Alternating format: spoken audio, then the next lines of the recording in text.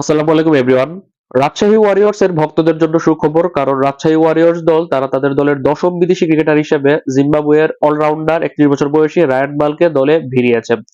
সবশেষ গত বিপিএল এ দুর্বার রাজশাহীর হয়ে খেলেছিল রায়ান বাল, যেখানে সে 11 ম্যাচ খেলে 10 ইনিংসে ব্যাট করে 6টাতে নট আউট থেকে 293 রান করেছিল, 73 এভারেজ, 146 স্ট্রাইক রেটে।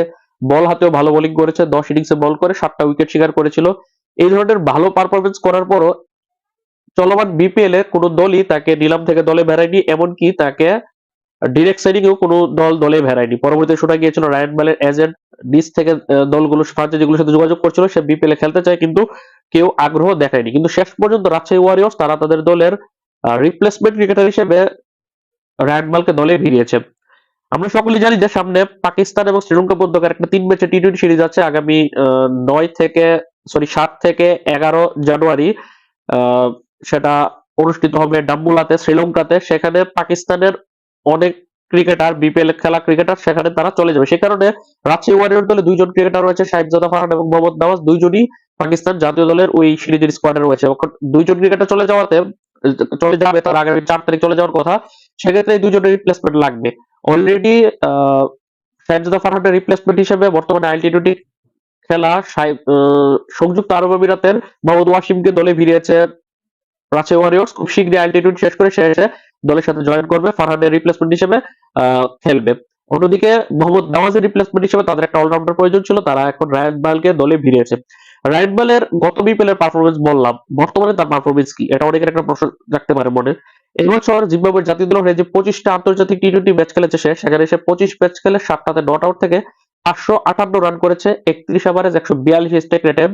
বল হাতে খুব বেশি একটা ভালো না করলেও 14 ইনিংস বল করে 5টা উইকেট শিকার করেছে, ওভার মধ্যে রান দিয়েছে 9 এর উপরে। তবে রিসেন্টলি যে গত নভেম্বরে পাকিস্তান, জিম্বাবুয়ে এবং শ্রীলঙ্কা মধ্যকার যে একটা ত্রিদেশীয় সিরিজ টি-20 সিরিজ হয়েছিল, সেখানে আবার ভালো করেছে ব্যাট হাতে। শ্রীলঙ্কার বিপক্ষে সবশেষ ম্যাচে 26 বলে 37 রান করে অপরাজিত ছিল। তার আগের ম্যাচে পাকিস্তানের বিপক্ষে 49 বলে 67 রান করে অপরাজিত ছিল। দুইটা ম্যাচে কিন্তু ভালো নক খেলেছে। এমনকি আইএলটি20 তে শারজা ওয়ারিয়র্স এর হয়েও একটা ম্যাচ খেলেছিল, খেলে 21 রান করেছিল। তবে বিপিএল এ কোনো দল তাকে দলে ভেড়ায়নি এখন পর্যন্ত। যতটুকু জানা গিয়েছে মোহাম্মদ নওয়াজের রিপ্লেসমেন্ট হিসেবে তাকে 4-5 ম্যাচের জন্য দলে ভেড়ানো হয়েছে। মোহাম্মদ নওয়াজ যদি 4 তারিখ চলে যায়, এখন বর্তমানে রাজশাহী ওয়ারিয়র্স এর ম্যাচ চলছে একটা রংপুর রাইডার্স এর বিপক্ষে। এই ম্যাচ শেষে আগামী খুব শীঘ্রই সে এবং ফারহান চলে যাবে ডাম্বুলাতে পাকিস্তানের হয়ে টি-20 সিরিজে খেলতে। তারপর সেটা শেষ করে আগামী 12 জানুয়ারি বাংলাদেশে ফেরার কথা। তার আগে পর্যন্ত আগামী 5, 8, 9 এবং 12 জানুয়ারি 4টা ম্যাচ রয়েছে রাজশাহী ওয়ারিয়র্স এর। তার মানে এই 4টা ম্যাচের জন্য তো রিপ্লেসমেন্ট নেওয়া লাগবে, এবং সেই রিপ্লেসমেন্টই হচ্ছে এই রায়ান বাল। রায়ান বাল সহ দশম বিদেশি, 10টা বিদেশি বলার কারণ হচ্ছে অলরেডি দলের সাথে 6টা বিদেশি আছে। সাহেবজাদা ফারহান, নওয়াজ আছে, হোসেন তালাত আছে, জাহান্নাত খান আছে, বিনোরা ফার্নান্দো, সানদীপ লামিচানে। এই 6 জন ছাড়াও কিন্তু শ্রীলঙ্কান স্পিন অলরাউন্ডার দুশান হেমন্তের আসার কথা ছিল, তবে সে আসবে কিনা এখন পর্যন্ত সেটা শিওর না। আসলেও আরো পরে আসবে।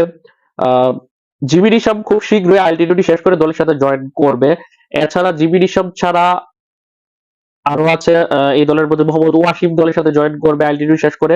9টা বিদেশি এবং দশম বিদেশি হিসেবে তার রায়ান বালকে দলে ভিড়িয়েছে। তো এই ছিল সবশেষ আপডেট। রাজশাহী ওয়ারিয়র্স এর দশম বিদেশি ক্রিকেটার হচ্ছে জিম্বাবুয়ের 31 বছর বয়সী spin bowling allrounder Ryan Burl. তাকে দলে নেওয়াতে ব্যক্তিগতভাবে তো আমি অনেক খুশি, কারণ পারফরমার ক্রিকেটাররা বিপিএল এ দল পেলে সেটা শুনতে খুব ভালো লাগে। আল্লাহ হাফেজ।